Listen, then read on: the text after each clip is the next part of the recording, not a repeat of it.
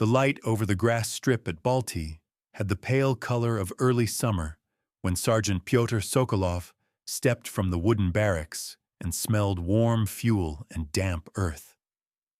He was 22 and had been told by older flyers that the German dive bomber was slow and clumsy, a machine that could be brushed aside by a steady hand and a clean climb. He believed it. His MiG-3 stood on the line with its long nose and narrow undercarriage, a fighter that looked fast even when it was still. He pulled on his gloves and watched mechanics tighten the last cowling latches. He could hear talk in the dispersal pen about training fights where Ju-87 crews had been tagged the easiest prey. He laughed with the others and felt safe behind the armor plate of familiarity.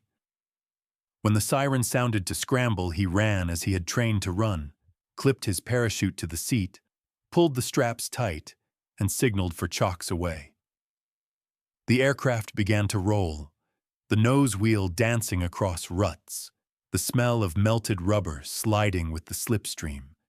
He lifted off and turned east to form up, and for a moment saw the endless road below, a thin, pale line running toward the Dniester, filled with trucks and horse carts that had moved at night to avoid dust. He looked up again, and then he heard it, a sound that did not fit the morning. It began as a thin whine above the wind of his own cockpit, and then deepened into a howl that felt like a blade drawn across iron. He saw them at last. 3 dark shapes stooped out of the sun in a steep fall, gull wings folded tight, propellers glittering, landing gear fixed, a black cross flashing on each wing. He had seen drawings of the type in manuals and photographs pinned to training board walls. The sight in motion was not like a drawing at all. The dive was frightening in its stillness. The first Stuka released a bomb, and a white line of smoke trailed past the canopy as it fell toward the far runway.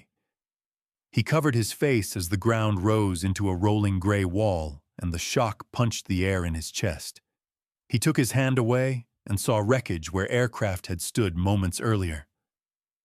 The second Stuka screamed down, and he watched the bomb leaves open, watched the long, narrow shape turn smooth and deliberate, watched it disappear into the earth near a fuel bowser, and felt the world wobble as heat rose. He turned the MiG-3 for height, heart pounding, mind repeating a single thought. We were wrong about them. Across the front that morning, German formations crossed the border at dawn and struck airfields and columns and bridges in the first hours of the largest land invasion in modern history. The Luftwaffe committed more than 3,000 aircraft to the Eastern Theater in the opening phase of the campaign. Among them were the dive bomber groups Sturzkampfgeschwader 2 and Sturzkampfgeschwader 77, each with scores of Ju-87 dive bombers prepared to hit pinpoint targets at low risk in the first days, while Soviet reaction was confused. Soviet records later counted well over 1,000 aircraft destroyed on the first day, many of them on the ground before engines had turned. Reports from Luftflotte 4 in the south listed hundreds of sorties directed at airfields from Chernovitz to Kishinev to Balti, each raid guided by reconnaissance that had mapped dispersal pens and fuel dumps well in advance. The Ju-87 was slow in the cruise and vulnerable in level flight. In a dive, it became a precision tool that crews trusted with their lives. Dive angle could reach 70 degrees and sometimes more. The machine had dive brakes on the wings and a hinged bomb crutch that swung the weapon free of the propeller arc. The speed built as gravity took hold. The pilot pulled a lever to blow the Jericho siren that had been mounted on the undercarriage legs, a simple device with a small propeller that wailed as the air hammered it. The sound had little effect on metal and wood, but it did have an effect on the mind. Soviet anti-aircraft crews wrote about the fear that rose when the scream began to fill the valley. A Red Army battery commander near Grodno recorded that men who could fire calmly at level bombers shook when the dive siren grew loud. German reports also noted the value of the sound during the first summer. The bomber came down with flaps set and canopy closed, and the pilot watched a black line on the panel that showed the limits of a safe pullout. The bomb doors opened, and the numbers on the altimeter spun, and the pilot pressed the button and felt the release and pulled until his vision narrowed. He did this again and again, while friendly fighters formed a high ring around the dive field to keep enemy interceptors away. In the first days, that ring often worked because Soviet communications were broken and many fighter units flew singly or in pairs. The Ju-87 crews hit rail yards and bridges and fuel and the road columns that crowded every route east from the border, and they did so with the confidence of men who had perfected their method in Poland, in France, and in the Balkans. One later wrote that it felt like a craftsman using a chisel upon a block of wood. Each cut made the next cut easier. The roadblocks fell like chips. Pyotr turned for height and scanned the sky. He yelled over the radio set for information and heard nothing clean.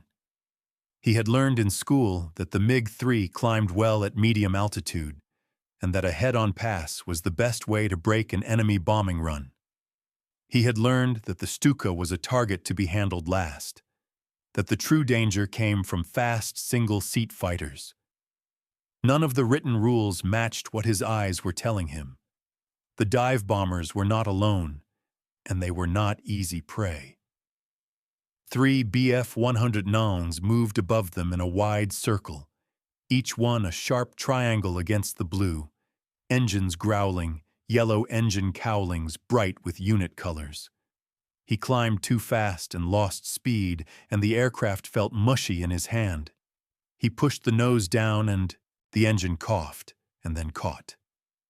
He pulled once more and leveled at 3,000 meters. The noise below rolled across the airfield like an ocean. One of the Stukas had missed, and the bomb had thrown a sheet of dirt across the western dispersal. Another had struck a line of parked fighters, and a wall of fire ran along the row. He wanted to dive into the center of the pattern, but the escorts were waiting for that exact mistake. He turned away and felt something like shame. He had never flown in a situation where the ground itself seemed to pull him down. He watched a Stuka climb away from its dive at the far end of the field. It looked slow as it labored toward height, the radiator flaps open like gills, the fixed gear like awkward legs.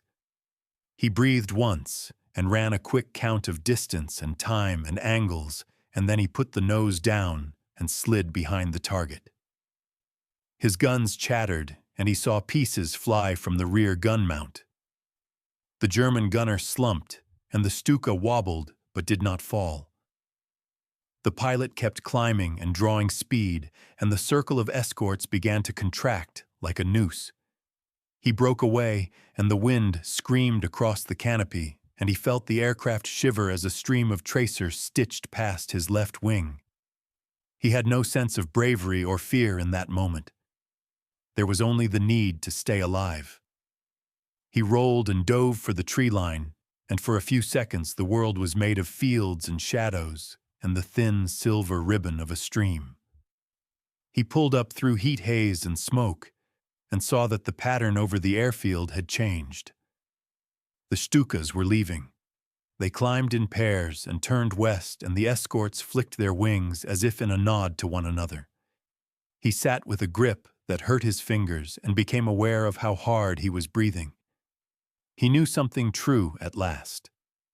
The way of war he had trained for was gone. The way of war he had entered was made of sudden noise and simple angles and cold precision. Beyond Balti, the first day moved across the map in waves. Army Group North crossed the Niemen and moved toward the Dvina.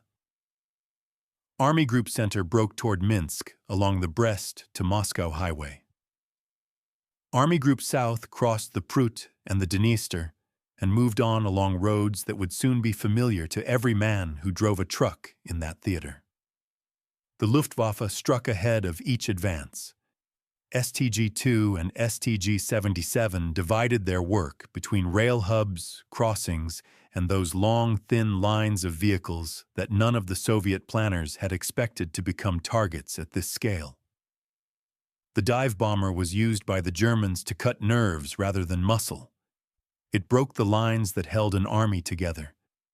The effect could be measured in the rate that fronts collapsed. The Western Front reported to Moscow that Minsk was threatened within days rather than weeks. Encirclement figures for the first great pockets were counted in tens of thousands and then in hundreds of thousands. One German commander wrote in his diary that the road past Grodno was littered for kilometers with destroyed vehicles, many of them hit not by artillery, but by bombs that fell with terrifying accuracy. A Soviet pilot named Alexander Pokrishkin, who fought in the south during those first weeks, later wrote that the Ju-87 was slow, but it never came alone. He described tight escort formations and a dive that looked almost vertical, with a speed near 600 kilometers per hour at the point of release, and a pullout that left the bomber low and vulnerable, but only for a few seconds. German ace Hans Ulrich Rudel, who would later become the most famous of all Stuka pilots, recalled that the secret was to ignore the ground and fly the instruments until the point of release. He described the dive as a calm place in which numbers move and the hand waits for the right moment. The effect on the ground could be logged in each transport battalion and each field hospital. Convoy records would list vehicles destroyed in columns of numbers that grew day after day. A single group of Ju-87s could disperse and destroy a line of trucks several kilometers long. Bridges fell, and with them the plans that depended on those bridges. The dive bomber did not win the war for the Germans.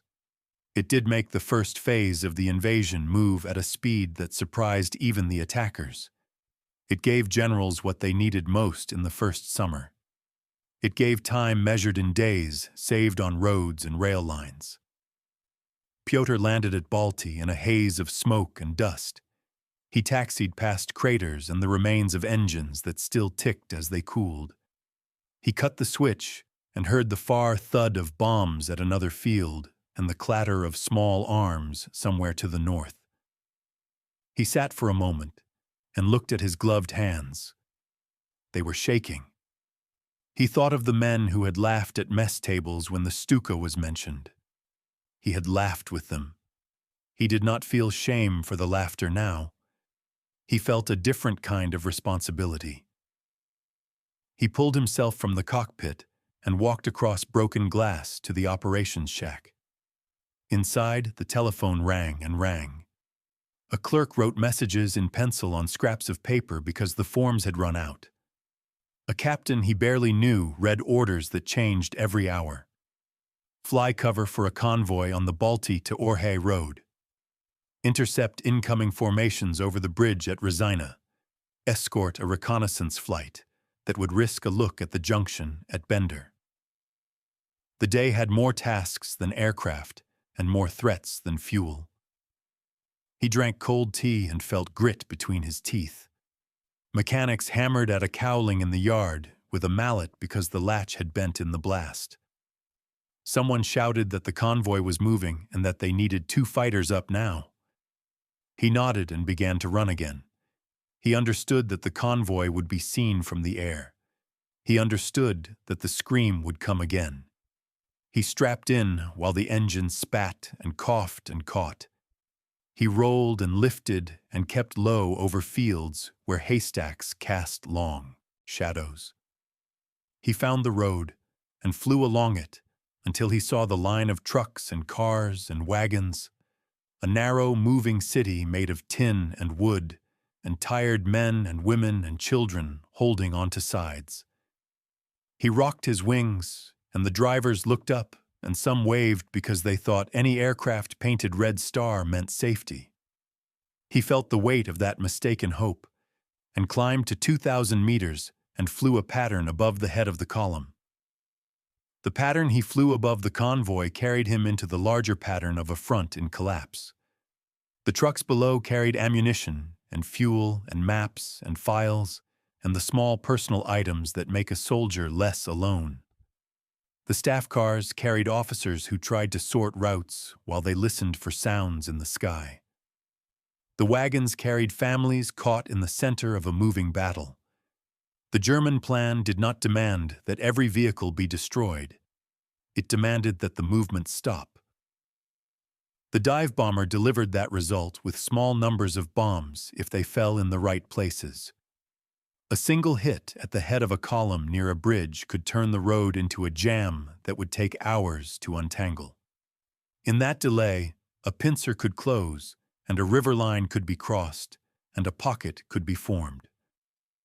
German staff studies after Poland had already measured the delay that dive bombing could achieve. The studies were carried into the French campaign, and then east. The Soviet records from the first weeks showed the same pattern of effect. Commanders called for fighter cover for every convoy, and there were never enough fighters. Soviet industry would build many more fighters than Germany during the war, and by 1943 and 1944 the balance in the sky would change. In June 1941 the numbers moved the other way. The Luftwaffe could mass hundreds of aircraft over single axes of attack, and the Ju-87 groups had clear tasks that fit their strengths. They worked on rail yards so that reserve divisions would not arrive in time. They worked on bridges so that equipment could not cross in order. They worked on the crossings that remained after pioneer units had thrown temporary structures across rivers, and they did so with an accuracy that found weak points in wooden piles and truss joints. They worked on convoys that looked like carpets from height. German crews wrote in letters that they could see drivers leave cabs and run for the ditch when the siren began to sound. One letter from a Stuka man described a driver who climbed out and held his hands to his ears. He wrote that he felt pity, even as he rolled inverted into the dive. The letter was not an act of kindness, it was a record of routine. Pyotr flew his pattern and saw his fear behave like any other sense. It rose when a shadow crossed the field of view. It fell when the pattern passed a safe point. He watched the sky and the river and the line of road. He felt the slipstream pull at the canopy frame when he banked. He checked fuel and engine heat and radio. The radio was a whisper of static most of the time, which meant he depended on his eyes. He caught a flicker in the corner of his vision and turned toward it. He saw specks high and west against the thin cloud. He counted, then counted again. He had learned to count quickly. There were 9 specks, and then 3 more a little higher. The triangle shape he now recognized as the escort. The droop wing he now recognized as the bomber. He climbed and called into the static for help. No answer came. He set his jaw and chose a plan. He would not dive straight at the formation, because that would place him in the sight line of the escort. He would make a climbing pass at the last pair to force a break, and then hope for a shot at the bomber as it pulled out. He told himself the plan made sense. The truth was simpler. He did not want to fly head-on at that sound. He made his first pass and saw the tailgun spray the air well behind him. He felt a small rise of courage at the sight of bad aim. He made a second pass, and this time a 109 slid between him and the bomber, and he pulled hard until his ribs hurt. The sky became a plate of bright light, and then a hot smear, and then a level line again. He had lost sight of the bomber he had chosen, and so he looked for another and found it in the first seconds of its dive. The scream came as a ribbon of sound that grew into a sheet. He saw the bomb shackle open and the weapon hang for a fraction of a second, and then fall. He could see the fuse arming vanes spin. He imagined he could hear it through the roar. He did not aim at the bomber in the dive. He aimed at the point where he believed it would pull. He fired when it came up into that place and saw flashes along the wing route. The Stuka jerked, and the pilot corrected and kept flying, and the rear gun tracked him, and he rolled away again. His aircraft shook, and he made a quick inspection with his eyes and his hand. The MiG-3 had holes in the tail and a nick in the left wing. The engine sounded strong. He felt relief like cool water on the back of his neck. He looked down at the road and saw the first explosion along the line. A truck at the head of the column had taken a direct hit. The cab had vanished and the cargo bed burned. Drivers were stopping and some were trying to turn, and there was nowhere to go. He put the nose down and fired at a Stuka pulling off the run. The rounds struck the radiator and a white spray trailed behind it. He followed as far as he dared, and then he turned back toward the convoy, because that was the task that mattered most. The convoy below showed in small how the war would feel for months. The dive bombers worked in sections. They came down in order, released weapons, climbed, and took station again. The escorts weaved in a wheel above. Soviet units learned that the only safe movement in those conditions was at night along second-class roads that did not appear on German maps. Even then, the siren sometimes came because the Luftwaffe also flew at night, with flares and the red glow of burning villages made landmarks easy to find. In this sector, the German army would take Kishinev within weeks and then move toward Odessa. In the center, they would close a pocket at Minsk, and the numbers of prisoners would shock observers on both sides. In the north, they would run toward the Dvina and then toward Leningrad. The dive bomber would be present at each critical bridge and junction. A German report on the Minsk pocket wrote that the reliability of the Ju-87 had met all expectations, and that destruction totals on road targets exceeded pre-war assumptions. The Soviet response evolved day by day. Order No. 270 called for no retreat without explicit permission. Order No. 281 called for fighter units to be assigned exclusively to convoy cover along key routes. Aircraft were dispersed to fields cut from forests. Fuel was buried under earth and straw. Camouflage nets were woven by hundreds of hands in villages that now faced the front. None of that could be achieved on the first day. On the first day, tasks ran faster than hands. A Soviet commander near the Prut wrote a single line in his diary that evening. It said only that the road trembles under us when the sirens come. That is all. Pyotr flew until his fuel gauge told him the truth. He had minutes left. He wagged his wings above the head of the column and turned back for Balti. He landed on a strip that looked smaller than before. He taxied to a stop and smelled burned oil. He saw men he had known an hour earlier carried on doors because there were no stretchers left. He walked to the edge of the field and sat on a crate. He opened his logbook and wrote in pencil with a dirty hand. He noted the time of takeoff and the time of landing and the approximate number of enemies engaged. He wrote that he had seen the Stuka at last in the way that mattered. He wrote that it was not slow when it counted. He wrote that the voice in his head that had dismissed it was gone. He closed the book and looked at the sky again, because a man learns fast when the lesson is the difference between a safe landing and a black smear at the end of a crater. He stood when someone called his name, and he walked back to the aircraft because he knew he would go up again if the engine would start. He knew something else, too. He knew he would never again laugh at an enemy machine until he had faced it with an empty sky under his wings and a thin line of road to guard. He knew that the next time he saw the formation, he would try a different approach, because every run was an experiment, and the cost of failure was paid in burning trucks and broken bridges. He felt older by a year, though only hours had passed. He could not know then how many dives he would see in the months to come, or how often he would hear the scream at the edge of sleep. He did know that there were people on that road who still believed the shape above them brought help. He would not let that belief die for lack of trying.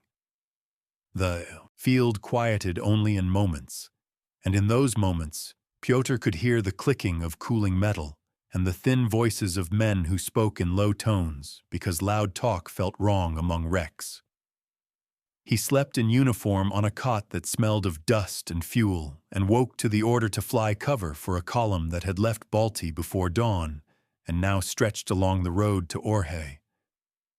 He ate black bread and onion and swallowed water that tasted of canvas, then walked out and ran a hand along the chipped paint of the MiG-3 as if it were a living thing that could be soothed.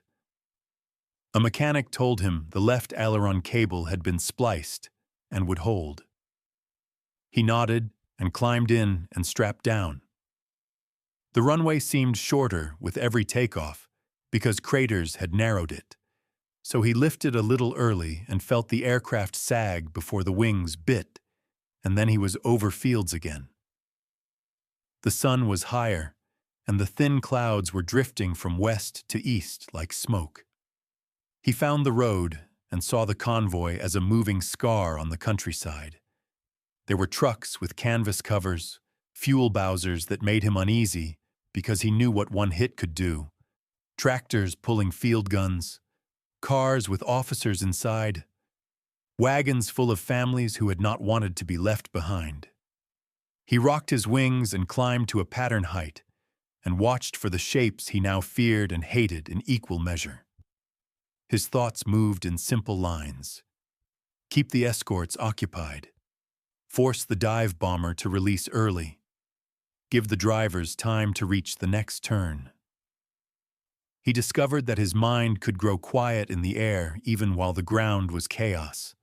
The radio hissed, and he caught a fragment of a call from a pilot out of Kishinev, who said he had 3 aircraft and fuel for 1 hour.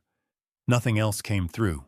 His engine note turned into background noise, and the clock on the panel measured out small slices of life. After 20 minutes, he saw the black specks, and the specks became shapes.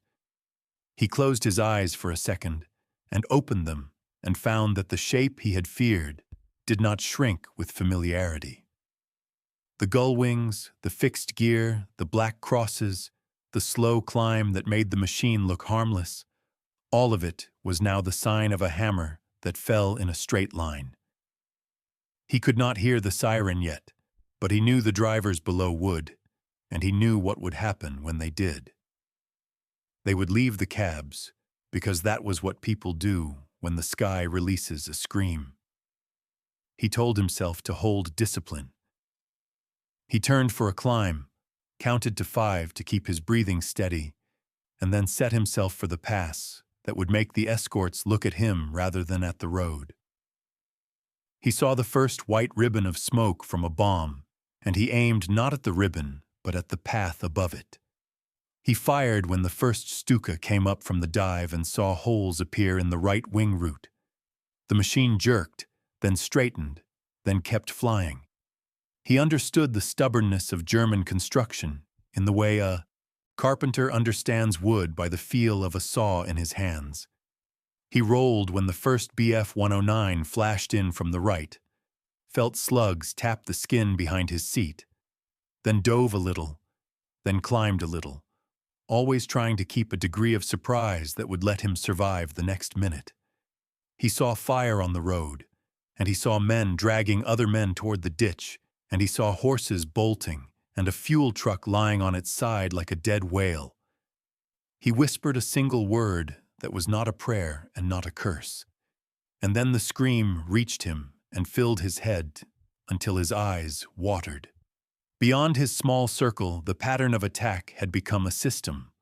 Luftflotte 4 in the south sortied dive bombers in waves that overlapped, so that one group would be climbing away while another began the steep descent. STG-2 and STG-77 struck bridges along the Dniester and the Prut, then moved to rail yards that fed Kishinev and Odessa, then hammered the head of columns that tried to move east along the limited hard-surface roads.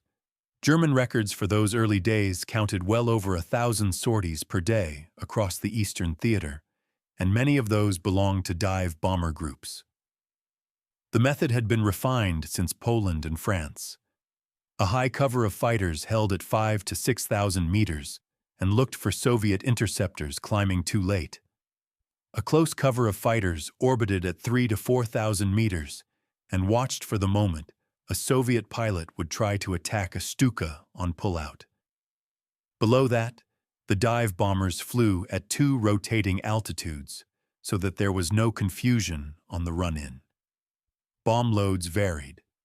Some carried a single 500-kilogram bomb for bridges and rail junctions. Some carried a 300-kilogram bomb with 250-kilogram bombs for convoys.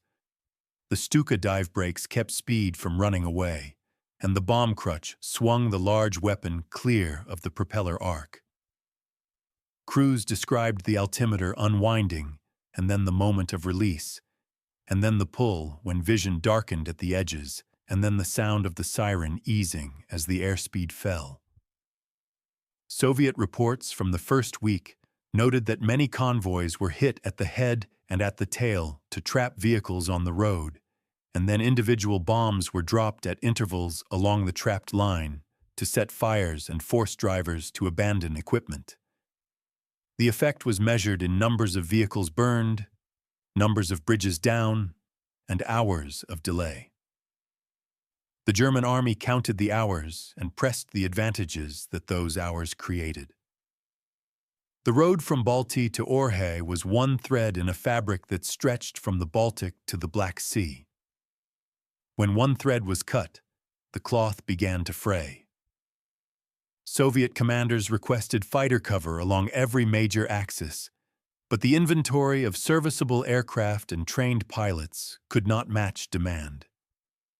Industry had produced thousands of aircraft on paper by June 1941, but serviceable numbers in forward units were smaller, and radio equipment was scarce and often unreliable. The result was scattered resistance that did not keep the dive bomber from its work. That work was not unstoppable. The Ju-87 had been chased from the skies over England the year before, when it faced strong fighter opposition. On the first days of the invasion of the Soviet Union, the opposition did not look like that at all. The numbers of Soviet aircraft destroyed on the ground on 22nd June alone likely exceeded 1,000. Over the next week, the figure grew until entire regiments had to be reformed with new machines and new men. Pokrishkin would write later that the Ju-87 looked slow and heavy until it began its dive, and that once it began its dive, it became a weapon that could be defeated only at the pullout or by disruption before the run.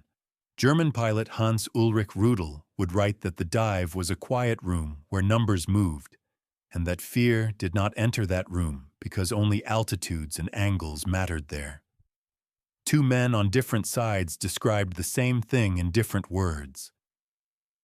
The dive was a moment when a plan becomes action, and action becomes a number in a report. Pyotr learned to read shadows and to judge height by the size of a moving shape on the ground. He learned that he could not stay with the escorts for long because his aircraft would bleed energy, and then he would be a slow target for a cannon that could end a life in a second. He learned to make one pass and break away, and then make another pass from another direction, always keeping the Stuka in the corner of his eye. He learned to conserve ammunition by firing short bursts at places that mattered. The wing root, the radiator, the cockpit where a dark shape would move as the pilot looked for the right line. He learned the weight of disappointment when rounds struck, and the machine kept flying because it was built with care and because the pilot was trained and calm. He learned that he could not protect every truck and that he would live longer if he chose the head of the column as his priority. Human choices became mechanical reflexes under pressure. Point. Fire. Brake. Look. Climb. Point again. The loop repeated until the clock told him to go home, or the fuel gauge did, or his hands began to shake and the aircraft trembled with them. He saw numbers in the sky now. The escorts above looked like 4 triangles in a loose ring at first, then like 8 as climbers joined, then like 12 as the circle thickened. He counted without thinking, and his count told him when to turn away. He found that he could hear the Jericho siren inside his head, even when the canopy was shut and the engine was loud. It was not just noise. It was a timer that began at the start of a dive and ended when the bomb struck. He began to know the length of that timer. He would bank in time with it so that his eyes would be where the Stuka would appear in the pull. More than once that timing gave him a half-second when the enemy filled his sight and he squeezed and saw metal spall from a wing or a canopy crack and blow away. Once he saw a Stuka roll onto its back and fall, and he followed it part of the way down until a flash of yellow filled his mirror, and he broke off and felt the empty space where courage had been a moment earlier. He accepted that empty space without shame. He returned to the road, to the trucks and the horses and the faces turned up. He saw a young soldier at the back of a lorry hold up his rifle and wave it like a signal flag, as if that would help. He saw a woman with a scarf lift a child and then crouch and cover the child with her body. He saw a driver staring at a burning tire as if the simple act of looking could put the fire out. He saw all of this in seconds, and then he saw the line of the next dive, and he was back in the sky he could control.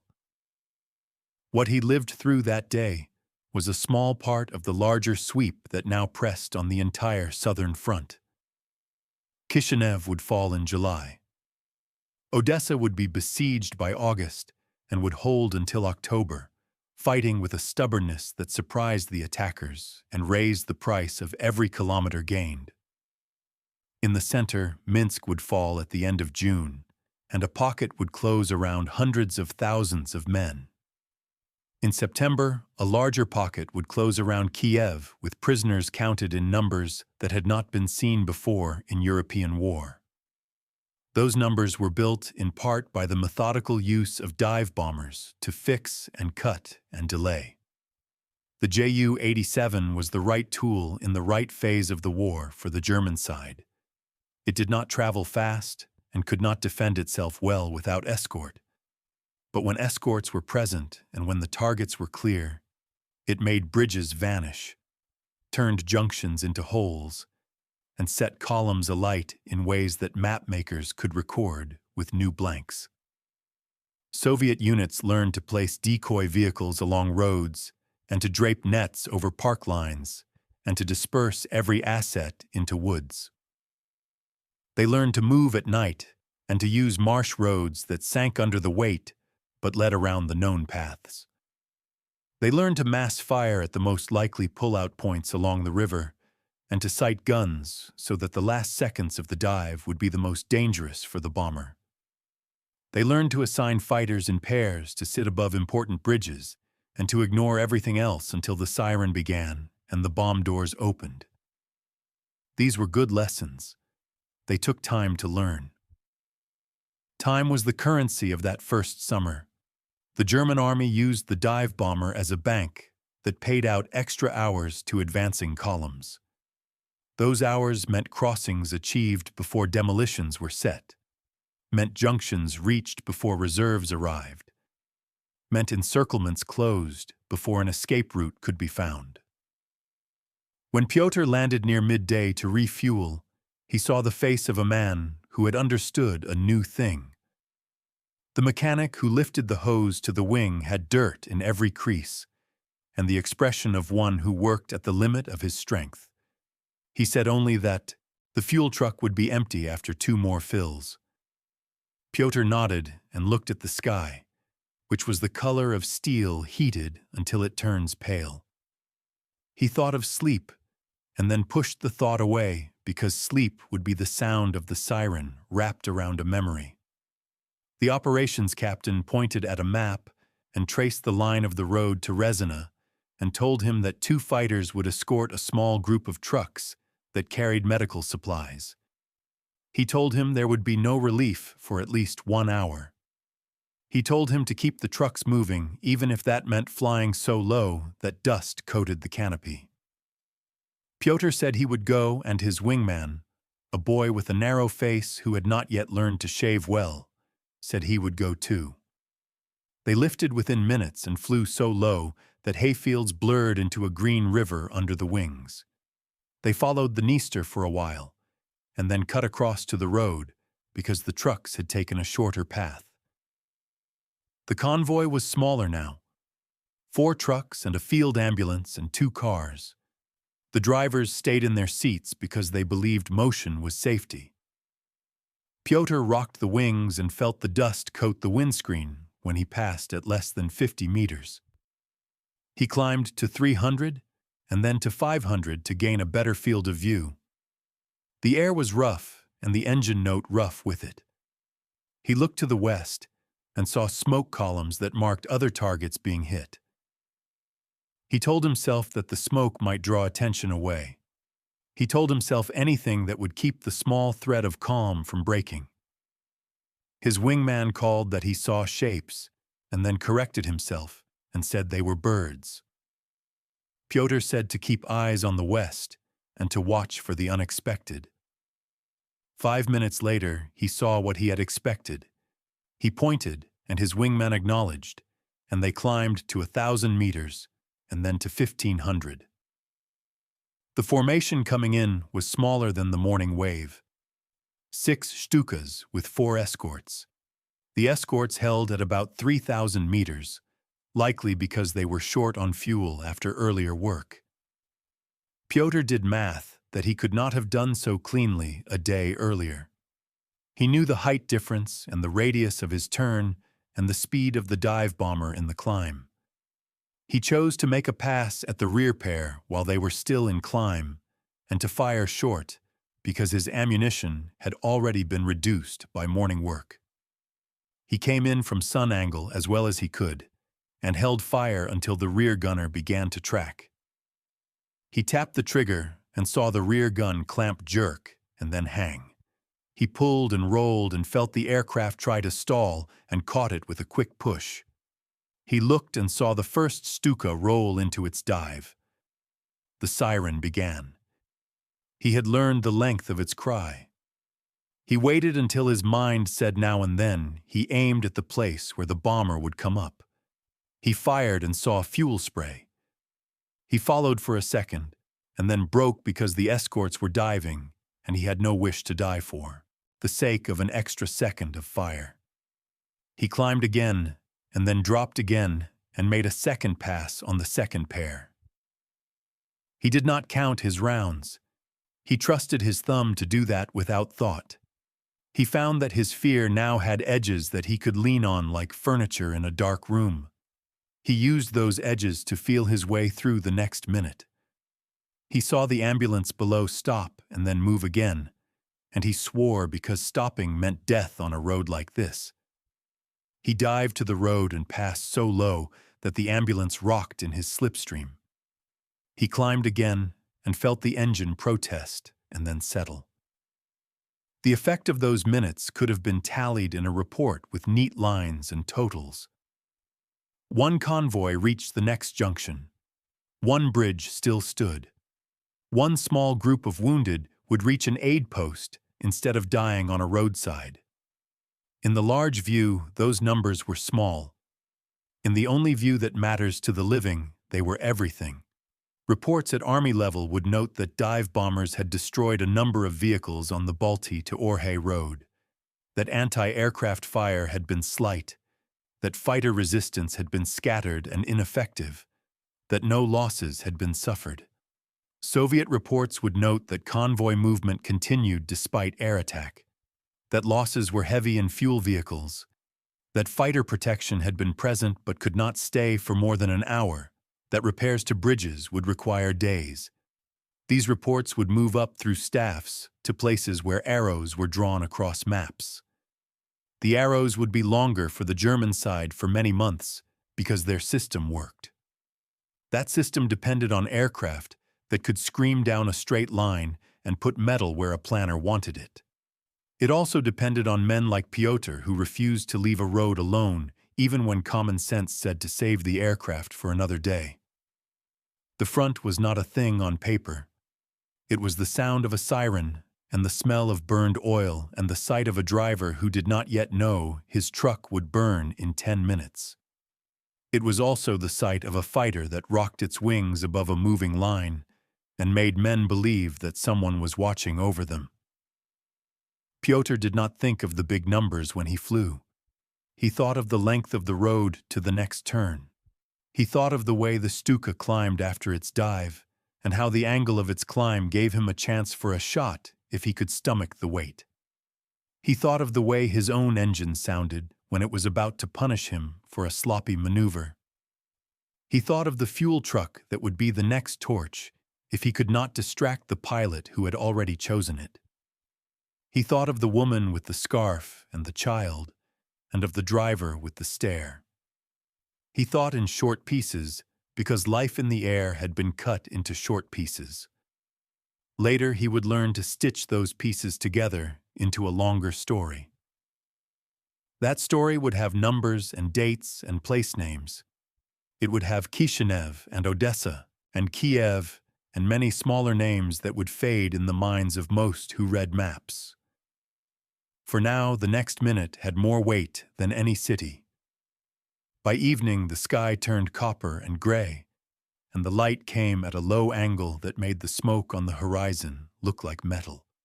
Pyotr landed at a strip near Rezina where engineers had rolled a new runway on flattened earth. His hands trembled on the throttle as the MiG taxied to a stop, the tires sinking slightly into the soft surface. He cut the engine and sat in silence, while heat bled out of the cowling and the familiar tick of cooling metal began. A truck came with fuel drums, and the men who rolled them looked half asleep, their eyes red from the dust. The field commander came over with a clipboard, his face lined from days without rest, and asked if the road was still open. Pyotr said yes, though he knew open meant only that there were vehicles still moving between the fires. The officer nodded and told him that 2 more squadrons were redeploying east toward the Dniester crossings. He pointed toward a line of telegraph poles that ran down to the river. "The crossings must hold through tomorrow," he said. "If they go, the whole army has no retreat." Pyotr understood. Behind those crossings were thousands of soldiers trying to fall back in order. He thought of the columns he had seen broken by the Stukas and imagined the same over the river. He walked toward a canvas tent where a field telephone buzzed continuously, and inside, a junior lieutenant wrote coordinates on paper already soaked with sweat. The telephone operator read out reports that came in fragments. A bridge near Dubasari hit. Road blocked. Engineers dead. No movement possible until morning. A request for air cover at Soroka. Pyotr saw the map pinned on the wall, red and blue arrows pushing into each other. The lieutenant looked at him and said quietly, "They're everywhere. They hit the crossings, the columns, the airfields. They're like a saw, cutting through every road." Far to the west, that saw was moving steadily across the Soviet frontier. The Luftwaffe had committed nearly 1,000 Ju-87 dive bombers in the first phase of Operation Barbarossa, divided among Luftflotten 1, 2, and 4. In the southern sector, under General Wolfram von Richthofen, STG-77 operated almost continuously over the advancing German 11th Army. Their targets were bridges, depots, and retreating columns like the ones Pyotr protected. Reports from Army Group South for July 30, 1941 recorded more than 800 Soviet vehicles destroyed on the roads north of Kishinev in a single day, most attributed to dive bombing. The German command measured efficiency in destroyed tonnage, and the tonnage figures kept rising. For the Soviet Air Force, the arithmetic was brutal. Of the 200 aircraft assigned to the Southwestern Front at the beginning of June, fewer than 400 remained serviceable by early July. Many were destroyed on the ground, others were lost to mechanical failures or lack of parts. Fuel supplies that had been expected to last weeks were consumed in days. Yet production continued in factories east of the Urals, where assembly lines were being built even as old lines were dismantled and shipped. By the end of 1941, those factories would produce replacements faster than the Germans could destroy them. But that summer, the skies belonged to the dive bomber. The Ju-87 was slow, vulnerable, and outdated by Western standards, but on the Eastern Front, it found an environment that rewarded precision and persistence. The wide plains gave room for steep dives. The lack of radar and centralized control on the Soviet side meant surprise could be achieved again and again. At dusk, Pyotr sat on an overturned crate near his aircraft and listened to the reports of the returning crews. Some had flown cover for artillery columns. Others had intercepted reconnaissance aircraft that never showed up. One pilot, still shaking, said he had seen a Stuka come down almost vertically on a river crossing and release its bomb no more than 300 meters above the bridge. It went straight in, he said, and the whole bridge jumped. They spoke in short sentences, their words clipped by exhaustion. When night came, the floodlights flickered on the field, throwing long shadows across the ground. The mechanics worked in silence, tightening bolts, wiping oil, patching bullet holes with sheets of aluminum. Pyotr helped one of them lift a propeller blade back into alignment. He looked at the stars and saw flashes in the far distance, silent bursts that marked another bombing run.